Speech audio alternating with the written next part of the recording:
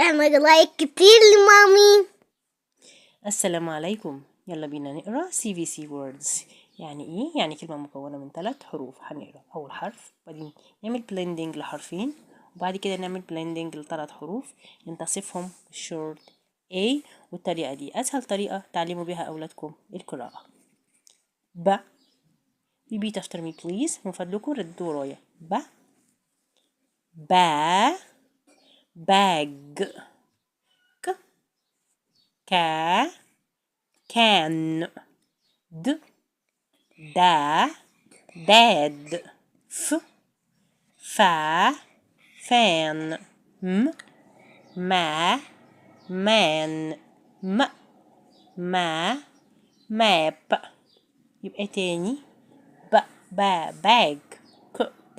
can. dad